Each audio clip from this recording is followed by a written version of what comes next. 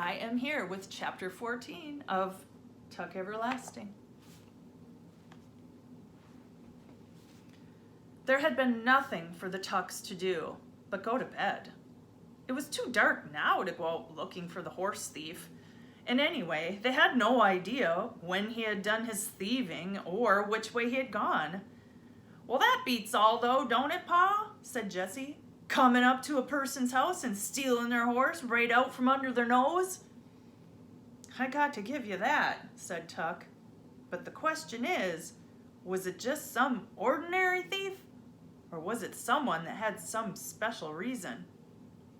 "I don't like it. I got a bad feeling about the whole thing." "Hush now, Tuck," said May. She was spreading a quilt on the old sofa, making it into a bed for Winnie.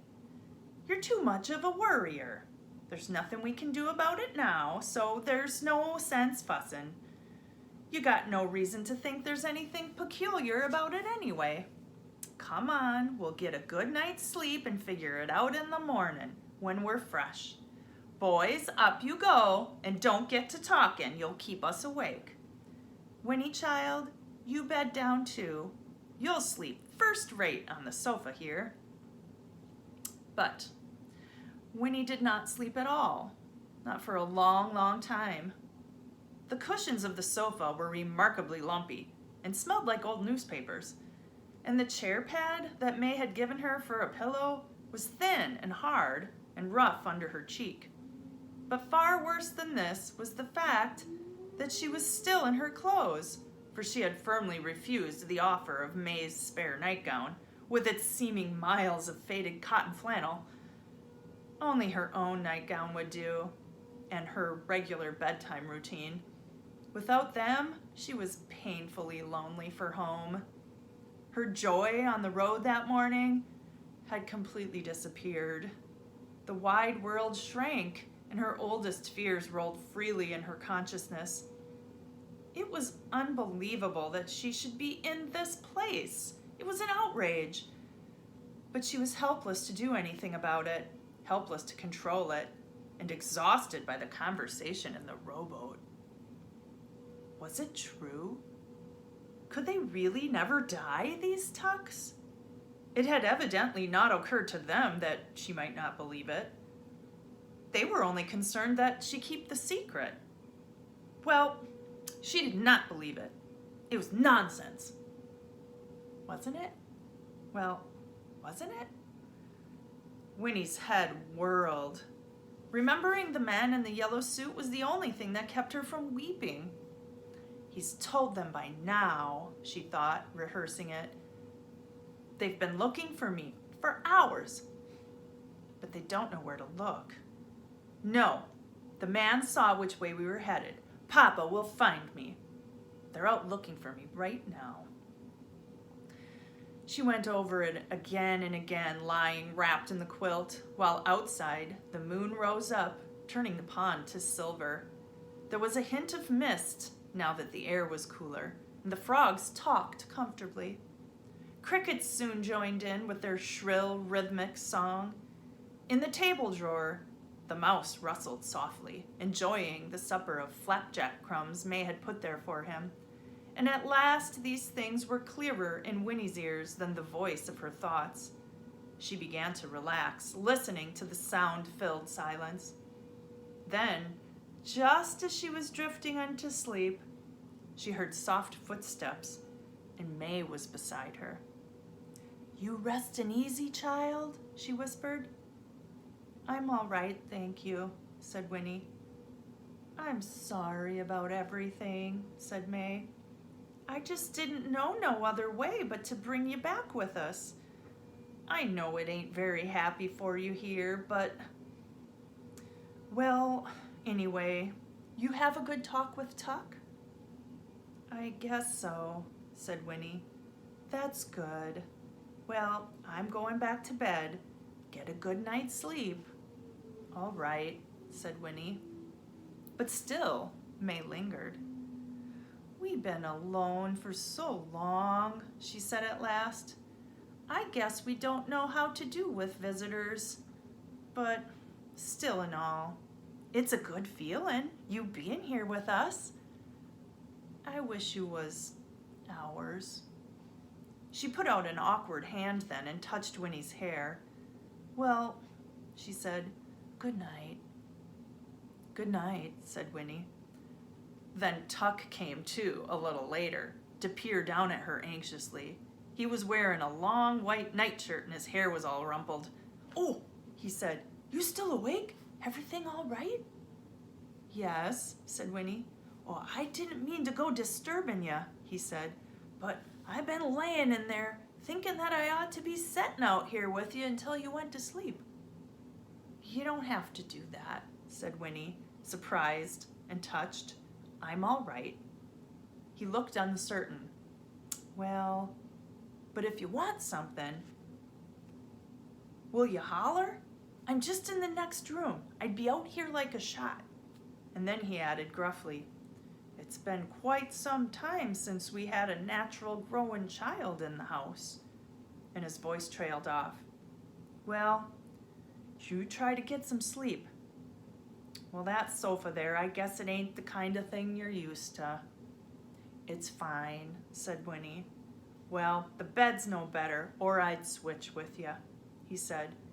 He didn't seem to know how to finish the conversation, but then he bent down and kissed her quickly on the cheek, and then he was gone. Winnie laid there with her eyes wide. She felt cared for and confused. And all at once she wondered, what would happen to the Tucks when her father came? What would he do to them? She would never be able to explain how they had been with her, how they made her feel. She remembered guiltily that at supper that she had decided that they were criminals. Well, but they were. But yet, and then a final visitor made her confusion complete. There was a creaking on the loft stairs, and then Jessie was looking at her, very beautiful and eager in the faint blue moonlight. Hey, Winnie Foster, he whispered. You asleep?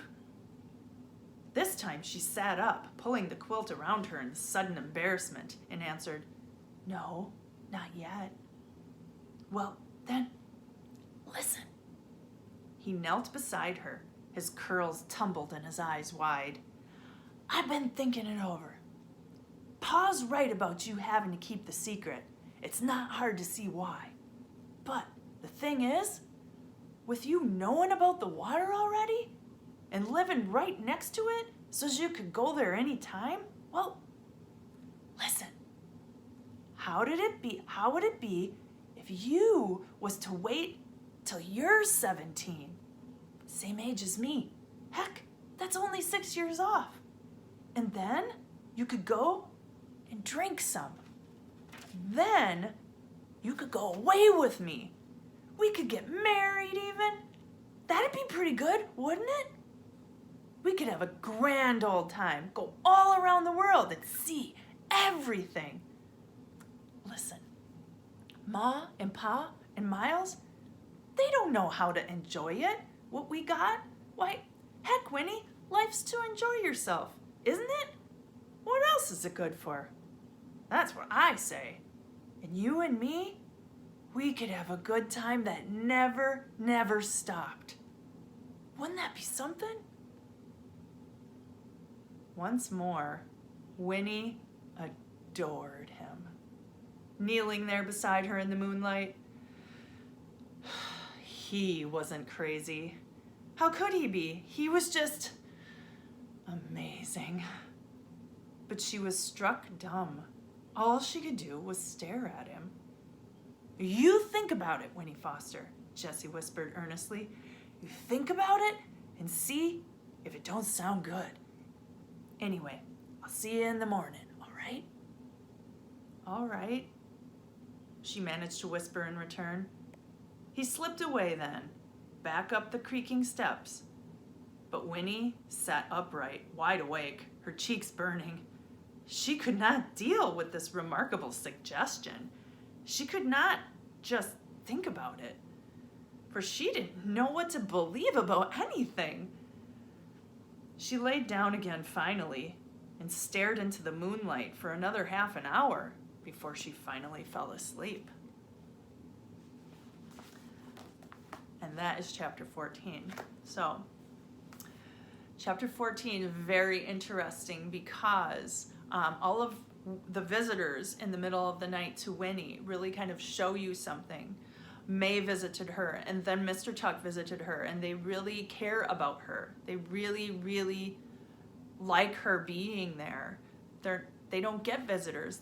They really can't have friends. They can't really have people around. And so they welcome her being there. They really like it a lot. So they really are caring for her. And then, of course, Jessie shows up also after that. And you can tell that Winnie has a bit of a crush on Jessie. And then he makes that big suggestion to her that she wait until she's 17. So he's asking her in 6 years to go into the woods and drink the water and then come and find him. And then go all around the world with him, and they could be together. So a very, very interesting suggestion and something to think about. I hope you enjoyed it.